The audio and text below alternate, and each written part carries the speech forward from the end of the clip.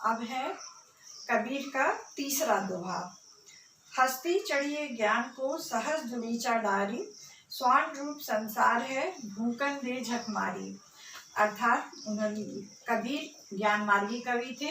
उनका मानना था कि हमें अपने ज्ञान को बढ़ाना चाहिए और उसके लिए हमें घर छोड़ के कहीं जाने की ज़रूरत नहीं है।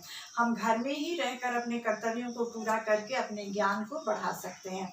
हमें बहुत जगह से आसपास से भी ज्ञान मिलता है, बच्चों से भी मिलता है, बहुत से ज्ञानी लोगों से भी ज्ञान मिलता है। तो उसके लिए हमें समाधि लगाने की ज़रूरत नहीं है, हमें घर में ही बहुत से ज्ञान की बातें पता चल जाती हैं। इसलिए हमें अपने ज्ञान को इतना ऊंचा उठाना चाहिए कि वो जैसे हाथी बहुत ऊंचा होता है, उसी तरह हमें भी अपने ज्ञान को बहुत बढ़ाना है, बहुत ऊंचा उठाना है।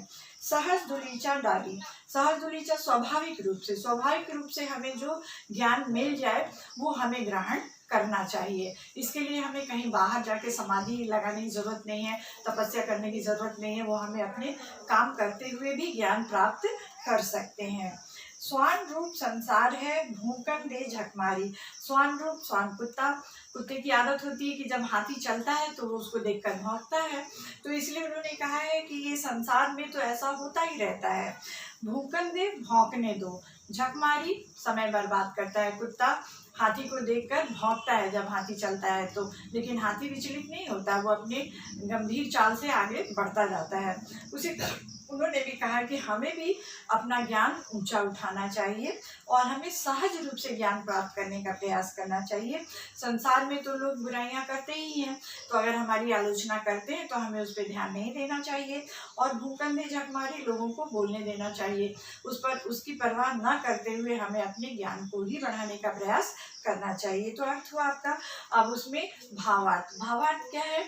कवि ज्ञान मार्गी थे, वो ज्ञान को बढ़ाने का प्रयास कर रहे थे। ऐसे समय में हुए वो निर्गुण भक्ति के कवि थे। ऐसे समय में हुए थे जब हिंदू मुस्लिम में बहुत विरोध था, तो उन्होंने निर्गुण भक्ति को महत्व दिया। उनका मानना था कि ईश्वर का कोई साकार रूप नहीं होता, ईश्वर तो सब में निवास करता है। इसलिए हमें ये समझना है कि भगवान सब जगह हर सजीव में है, ये उनका मानना था। ये ज्ञान भी वो देना चाहते थे, इसलिए उनको ज्ञान मार्गी कहा गया है। उनका मानना है कि हमें सहज समाधि का कालीन डालकर ज्ञान रूपी हाथी की सवारी करनी चाहिए। अर्थात सहज रूप से हमें ज्ञान प्राप्त करके अपने ज्ञान को बहुत ऊंचा उठाना चाहिए।